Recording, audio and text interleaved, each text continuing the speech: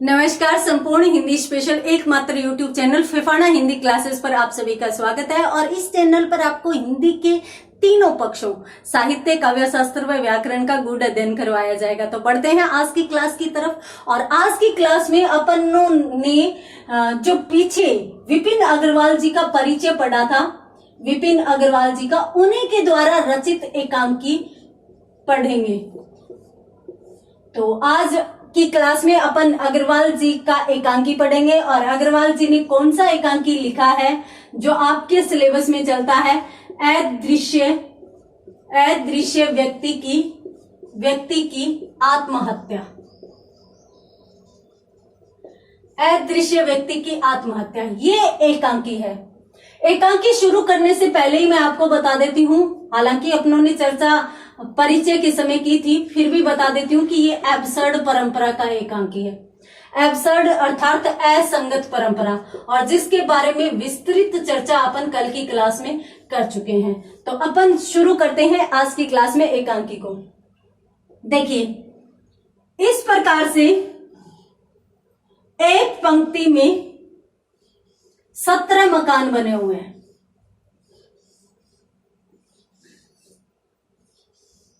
यानी एक पंक्ति में कितने मकान बने हुए हैं? 17 बने हुए हैं। सभी एक पंक्ति में है, सभी एक दूसरे से जुड़े हुए हैं। ठीक है, ये एक मकान है। ठीक है, एक घर ये है। इसमें 2 दरवाजे हैं।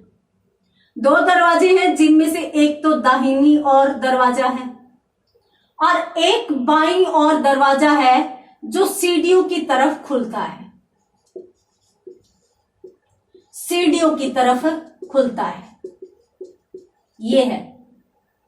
अब यहां पर जो मंच है, मंच जो यानी रंगमंच पर जहां पर एकांकी प्रदर्शित करना है, हम ये मान सकते हैं कि यहां पर घुसते ही ये मंच है। इस मंच पर ये मंच नहीं है, मंच बाहर लगाना पड़ेगा अपने को। मंच जो है वो इस दरवाजे यानी दाहिनी ओर जो कमरे में खुलता है, ये तो सीढ़ियों की तरफ जा रहा है और ये कमरे में खुलता है। इसके बाहर मंच है, इस प्रकार से ये मंच है। और यहां पर है वो 3 तो कुर्सियां पड़ी हैं।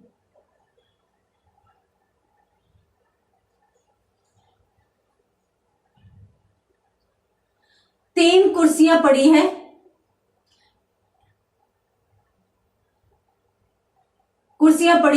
जिनमें से एक की मैंने टांग छोटी बनाई है। इसका मतलब ये है कि ये कुर्सी लंगड़ी है, ये लंगड़ी कुर्सी है। ठीक है, इसके साथ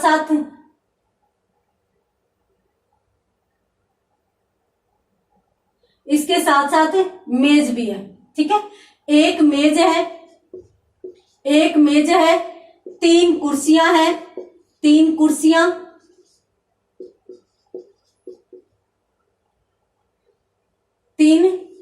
हैं।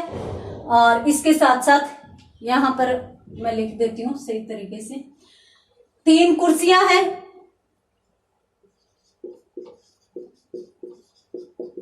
एक मेज है।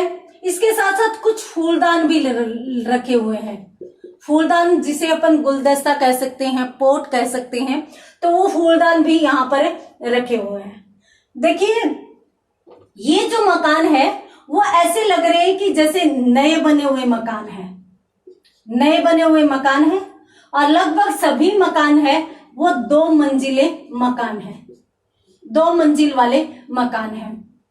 यहां पर ये वाला जो मकान है, उस मकान में भी 2 मंजिल है और सामान्य सा बना हुआ है ये मकान है। और इसके 3 तरफ इधर है वो लकड़ी की रेलिंग लगी हुई है। लकड़ी की रेलिंग का मतलब होता है अपन ये ग्रिल वगैरह लगवाते हैं ना मकान में, तो वो या कुछ जगह पर मकानों में ये होता है कि अपन छज्जा निकलवाते हैं। छज्जा का मतलब ऊपर से थोड़ा सा मकान आगे निकलवाते हैं। तो वो जो आगे निकला हुआ मकान होता है, तो उसमें कुछ लोग हैं वो आजकल स्टील की, एल्यूमिनियम की, कुछ लोग सीमेंट की बनी हुई भी लगाते हैं। तो इस प्रकार से रेलिंग लगाते हैं मकान के ऊपर। तो उसी प्रकार से यहाँ पर इस मकान में जो रेलिंग लगी हुई है वो लकड़ी की रेलिंग लगी हुई है। इस मकान की चर्चा अपन करेंगे, अपने को इनसे कोई मतलब नहीं है। अपने को सिर्फ ये ध्यान रखना है कि इस पंक्ति में कुल जो मकान है, कुल मकान है वो कितने हैं? 17 मकान है। और 17 जो मकान है उनमें से जो भी मकान है उनमें लगभग कुछ मकानों के आगे इसी प्रकार से है वो मंच बना हुआ है और 3 कुर्सियां पड़ी हुई है। 3 कुर्सियां पड़ी हुई है लगभग सभी मकानों के आगे 3 कुर्सियां पड़ी हुई है, परंतु उनमें से एक ही मकान ये ऐसा है, एक मकान ऐसा है जिसके आगे की कुर्सी, एक कुर्सी जो है वो लंगड़ी है। एकमात्र मकान ऐसा है जिसमें एक आगे लंगड़ी कुर्सी है। ठीक है, ये जो मकान है इसमें ये वाला जो दरवाजा है जो कमरे के अंदर खुलता है, इस दरवाजे में छेद है। दरवाजे में एक छोटा सा छेद है जो इसकी पहचान है। ये दरवाजा रेलिंग की तरफ खुलेगा और यहां पर ये है कि सामान्यतः ये जो रेलिंग लगी हुई है यहां पर कोई भी व्यक्ति अगर बाहर से आएगा तो वो आएगा और पहले जो है वो ये जो ऐसे रेलिंग लगी हुई है पहले तो आएगा तो इस रेलिंग से यहां पर टकराएगा। टकराने के बाद वो 2 कदम चलेगा, यानी यहां पर कितने कदम चलेगा? 2 कदम। 2 कदम चलेगा और फिर 2 कदम पर रुककर, 2 कदम पर रुककर दाहिनी और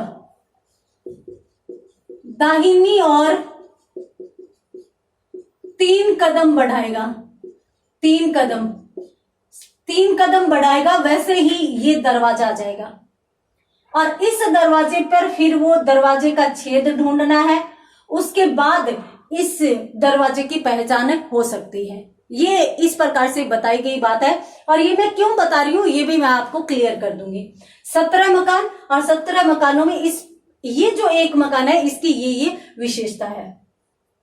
एक धीरज नाम का व्यक्ति, धीरज नाम का जिसको अपन लड़का कह सकते हैं, 30 वर्ष इसकी उम्र है, 30 वर्ष की उम्र है, गोरा रंग है, चश्मा पहना हुआ है और इसके चेहरे से है वो दार्शनिकता टपक रही है।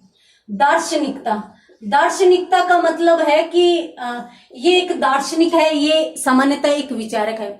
दार्शनिक वो लोग होते हैं जो गूढ़ अध्ययन करते हैं, विचार प्रकट करते हैं। सामान्यतः एक प्रकार का अध्यापक वर्ग हो सकता है। अध्यापक लोग बहुत से ऐसे होते हैं जो दार्शनिक होते हैं, यानी अपनी विचार, दर्शन का शाब्दिक अर्थ होता है देखने का नजरिया या दृष्टिकोण।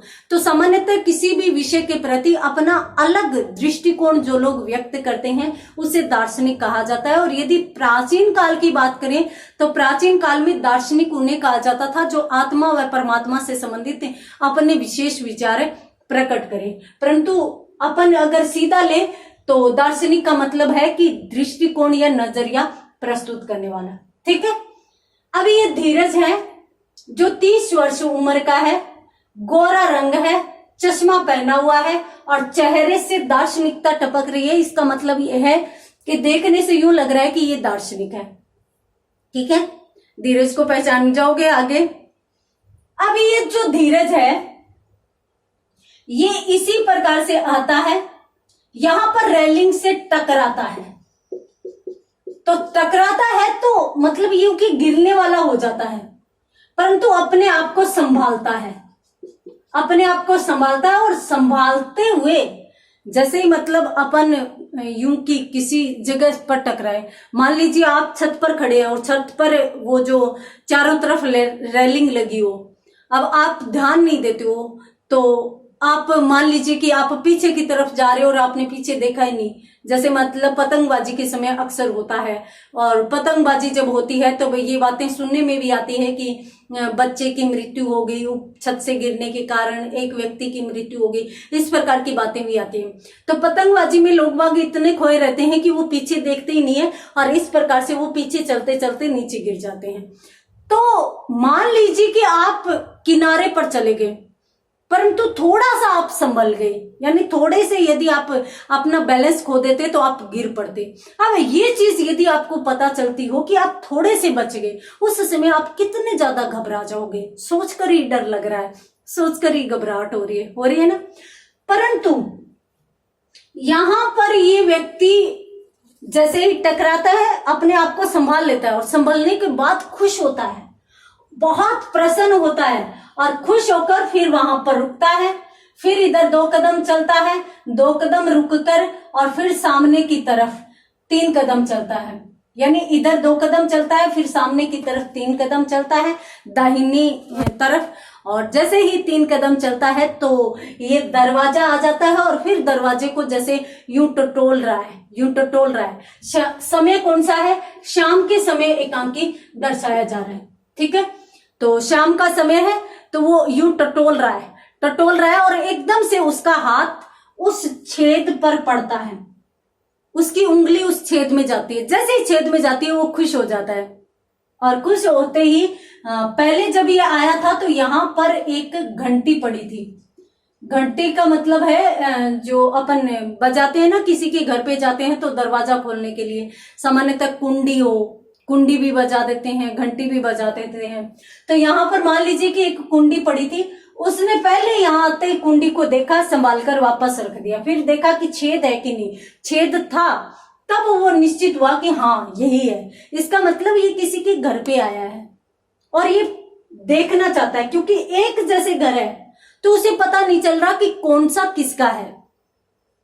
तो इस छेद से और उसने पता लगाया कि हाँ यही घर है जिसमें मैं जाना चाहता हूं, और फिर वह खुश हुआ और खुश होकर वापस कुंडी के पास जाता है, फिर कुंडी बजाता है।